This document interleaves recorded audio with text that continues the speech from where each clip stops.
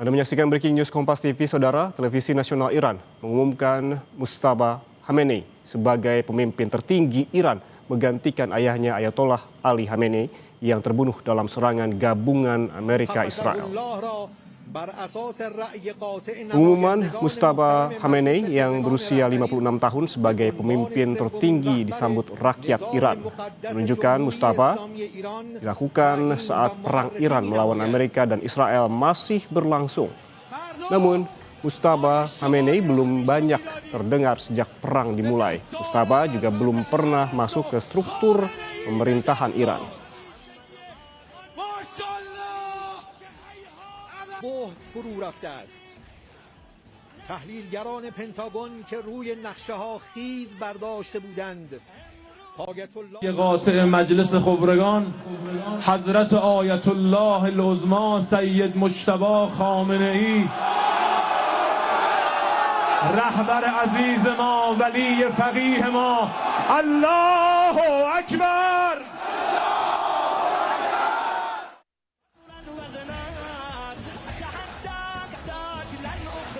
Mujtaba Khamenei juga akan menjabat sebagai Panglima tertinggi militer dan Garda Revolusi Iran. Sebagai Ayatollah, Mujtaba Khamenei juga memiliki wewenang atas kelanjutan pengayaan uranium Iran.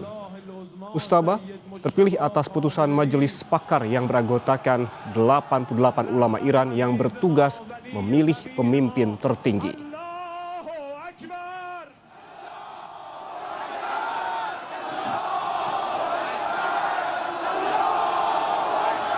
Allahu Akbar.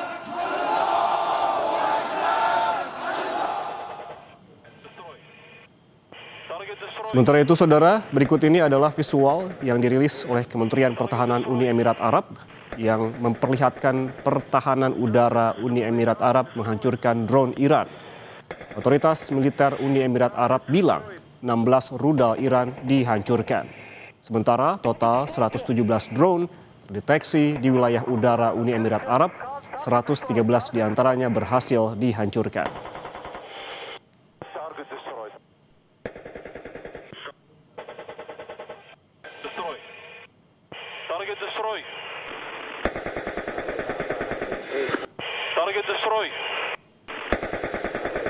الساعة 6 الصبح عرفت شو هي والمجزرة اللي صارت طابق بناية من 3 طوابق فيها 14 شهيد و6 جرحى. عرفت كيف؟ يعني انت نحن على كل حال معودين، يعني هذه اسرائيل معودين عليها نحن مهما عمل، بس ما بتأثر علينا لو مهما يكن. Saudara, Televisi Nasional Iran mengumumkan Mujtaba Khamenei sebagai pemimpin tertinggi Iran menggantikan ayahnya Ayatollah Ali Khamenei yang terbunuh dalam serangan gabungan Amerika Israel. Lalu bagaimana Ayatollah Mujtaba Khamenei memimpin Iran berperang melawan Israel dan Amerika Serikat? Kita akan langsung bahas bersama pengamat Timur Tengah Hasibullah Satrawi melalui sambungan daring. Pak Hasibullah, selamat pagi. Selamat pagi, Kompas TV. Pak Hasibullah, menurut Anda dengan terpilihnya sosok Mujtaba, seperti apa sosok ini? Karena memang sebagai putra mendiang dari Ali Khamenei, ini belum terdengar begitu jelas begitu sosok dari Mujtaba ini. Ya, akhirnya pemilihan ini, pengumuman ini dilakukan oleh Iran. Saya terus terang semenjak 2 hari 3 hari setelah perang ini berlangsung sejak hari Sabtu kemarin 28 Februari itu menunggu ini kapan, apakah ini akan terjadi pemilihan pemimpin tertinggi atau tidak, karena bagi saya nanti mungkin kita bisa urai satu-satu, ini punya makna yang sangat penting, makna strategis, makna politik yang juga akan berdampak bagi Iran dan mungkin berkaitan dengan negara-negara regional dan global secara umum. Tapi untuk sementara Mas, sejauh yang saya ikutin pemilihan ini dilakukan kurang lebih jam 1 dini hari waktu Iran atau kurang lebih jam 3 atau 4 4.30 waktu Indonesia Barat karena ada selisih kurang lebih 3 jam setengah. Nah, itu artinya saya menghitung berarti pemilihan ini atau pengumuman ini kurang lebih dilakukan di jam 231 semenjak operasi ini, serangan ini dilakukan oleh Amerika dan Israel pada hari Sabtu jam 1 siang waktu Indonesia Barat. Saya menggarisbawahi dua hal dari pengumuman ini. Yang pertama adalah secara timing. Kalau ini dilakukan pada jam 1 dini hari dan terutama pada saat masyarakat Iran merayakan penyambutan Lailatul Qadar, maka ini sungguh timing yang sekali lagi tidak hanya punya makna politik dan itu sesuai dengan tugasnya, bahwa pemimpin tertinggi Iran bukan hanya semata-mata pemimpin politik, pemimpin angkatan bersenjata, tapi juga beliau adalah pemimpin spiritual tertinggi. Dan kalau dalam tradisi Islam, jam 1 malam atau pertengahan malam itu adalah waktu yang paling istijabah. Apalagi ini dilakukan pada momen penyambutan Lailatul Qadar yang dalam keyakinan umat Islam secara umum itu momen yang jauh lebih baik daripada 1.000 bulan. Nah, ini tentu juga punya makna dan kita harapkan ini juga ditangkap oleh negara-negara regional dan juga global, bahwa kalau ini diambil momen Lailatul Qadar maka bisa juga dimaknai bahwa ini diharapkan bisa menjadi kebaikan, karena Lailatul Qadar itu adalah malam kebaikan, bahkan juga bisa disebut sebagai malam keberkahan dan malam perdamaian. Karena dikatakan salamun hiya hatta matla'il fajr, bahwa di malam Lailatul Qadar itu akan penuh dengan perdamaian, dan semoga ini menjadi semangat ke dalam bagi Iran untuk bagaimana mengelola keadaannya ke depan dalam semangat perdamaian, dan juga menjadi pesan yang sangat kuat keluar termasuk ke regional negara-negara Arab Teluk dan Timur Tengah, bahwa ini ada upaya, ada ikhtiar untuk katakanlah menyulam kebaikan dan perdamaian-perdamaian ke depan. Dan yang kedua, saya ingin memaknainya secara politik. Nah, ini yang selalu saya sampaikan berkali-kali, bahwa masa depan Iran atau skenario Iran setelah serangan 28 Februari itu tidak terlepas dari dua, yaitu di antara skenario penggantian rezim yang diinginkan oleh Trump dan Netanyahu, atau justru pengukuhan rezim atau pembaharuan revolusi Islam Iran. Nah, pengumuman atau pemilihan daripada Ayatullah Mujtaba Khamenei ini menjadi indikasi yang sangat kuat dari rakyat Iran, dari bangsa Iran, bahwa mereka lebih memilih skenario yang kedua, yaitu skenario mempertahankan rezim, memperbaharui semangat revolusi Islam Iran. Karena itu yang dipilih adalah Mujtaba Khamenei. Kita tahu dari beberapa kandidat yang beredar sebenarnya ada banyak, minimalnya ada yang jauh lebih akomodatif, yang jauh lebih katakanlah lebih lebih terbuka termasuk dengan Barat. Nah, salah satu yang mengemuka dari sisi ini adalah cucu daripada Imam Khomeini, yaitu Hasan Khomeini, yang dikenal lebih reformis. Tapi sekali lagi, kalau kita bicara demokrasi, kita konsisten dengan nilai kedaulatan bangsa-bangsa, maka masyarakat Iran punya hak untuk memilih siapa pemimpinnya. Dan sekarang melalui majelis pakar yang terdiri dari 88 orang, yang dipilih adalah justru sosok Mujtaba Khamenei yang katakanlah secara nilai-nilai Iran sendiri sebenarnya ada hambatan-hambatan. Kalau dalam bahasa yang disampaikan oleh elit-elit Iran, ya, ada tantangan-tantangan. Salah satu tantangannya adalah fakta bahwa Mujtaba Khamenei adalah sang putra atau anak daripada Khomeini.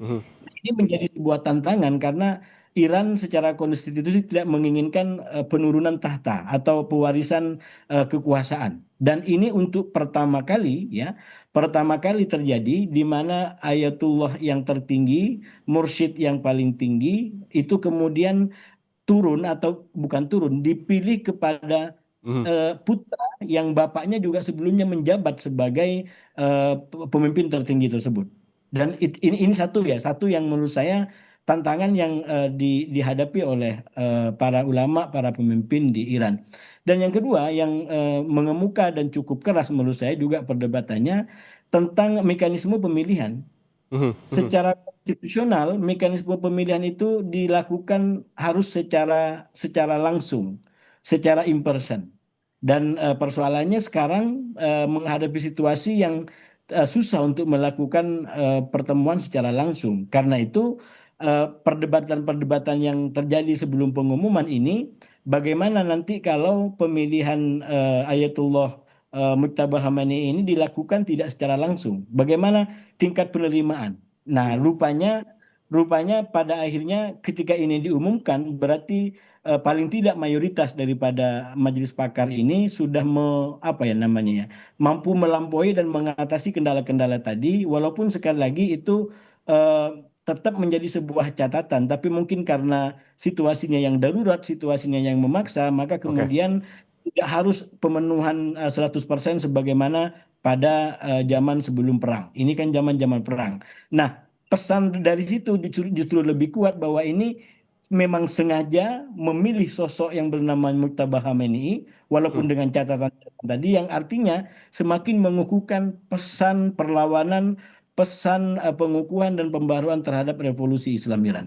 Oke, kalau melihat ada pesan perlawanan di sini dengan terpilihnya dari Mujtaba Khamenei ini, berarti artinya penunjukan Mujtaba dari pihak Iran masih jauh dari kata negosiasi dengan Amerika Serikat dan juga Israel. Ya, tentu bisa dipahami demikian, tapi juga kalau dikaitkan dengan momennya seperti yang saya sampaikan tadi, momen yang dipilih untuk mengumumkan keputusan ini adalah momen yang menurut saya justru penuh dengan kebaikan daripada peperangan. Lailatul Qadar itu sejarah atau semangat tentang kebaikan, tentang perdamaian, tentang keberkahan. Dan saya berharap ini juga menjadi komitmen dari masyarakat Iran secara umum bahwa ke depan akan ada apa namanya pola hubungan yang mungkin lebih dialogis, lebih terbuka dengan negara-negara tetangga, termasuk juga dengan negara global. Dan pada waktu yang bersamaan, menurut saya ini juga pesan kepada negara-negara luar juga gitu. Kita tidak bisa hanya menunjuk Iran, karena apalagi Iran dalam realitas seperti sekarang yang dia berada pada posisi tidak punya pilihan lain kecuali bertahan. Iran kalau kita mau lihat dari sisi manapun, dia adalah pihak yang diserang. Dia tidak melakukan serangan apapun. Walaupun memang tuduhannya bahwa dia mengembangkan senjata nuklir atau mengembangkan rudal. Tapi nuklir pun dinyatakan oleh lembaga-lembaga yang terkait, Iran tidak memiliki ke sana. Dan rudal pun, kalaupun dia punya rudal, itu dia tidak pernah gunakan untuk ofensif, untuk menyerang lebih dulu. Sekarang menjadi keluar rudal-rudal itu karena Amerika dengan Israel yang melakukan penyerangan. Jadi sekali lagi kita harus baca secara berimbang bahwa ya memang Iran ini menjadi menakutkan dengan senjata yang dimiliki, tapi dalam konteks membela diri menurut saya belum ada norma-norma yang dilanggar di situ. Dan kita juga menekankan kepada Iran sekali lagi agar tetap mengedepankan upaya-upaya diplomasi, cara-cara damai, terutama kalau nanti ini sudah berakhir sehingga keberkahan dan perdamaian itu bisa dipertahankan. Nah, pada waktu yang bersamaan kita juga harus kasih pesan kepada katakanlah Amerika, Israel dan negara-negara lain di luar yang katakanlah sekarang mulai mempertimbangkan untuk bergabung dengan koalisi yang menyerang Iran untuk kalau menurut saya mari kita kembali kepada nilai-nilai yang mengatur kita semua. Nilai dan peraturan internasional, nilai tentang demokrasi, nilai tentang menghormati bangsa-bangsa.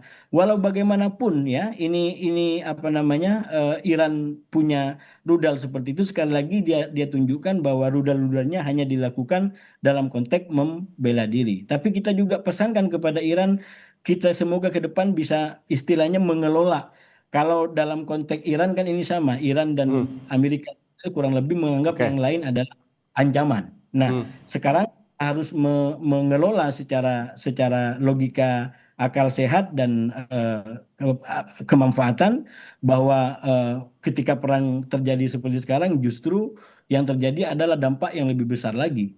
Yang awalnya mungkin masyarakat tidak terlibat daripada sakwa sangka atau tuduhan yang disampaikan, tapi dengan perang ini meletus seperti ini, kemudian punya dampak kepada masyarakat yang ada di pelosok, katakanlah di Pulau Jawa, di Pulau Sumatera, di Afrika atau dimanapun gitu. Jadi sekali lagi ini harus menjadi proteksi bagi semua dalam rangka menghadapi satu persoalan yang ada. Gitu. Baik, berarti pilihannya bertahan begitu bagi Iran, namun dengan terpilihnya juga Mustafa ini, menurut Anda apakah perang akan bertahan lama karena melihat juga dari sisi lawan serangan terus memombardir Teheran dan juga wilayah lain di Iran. Tapi jangan dijawab dulu Pak Hasibullah, kita kembali sesaat lagi tetap bersama kami di Breaking News Kompas TV.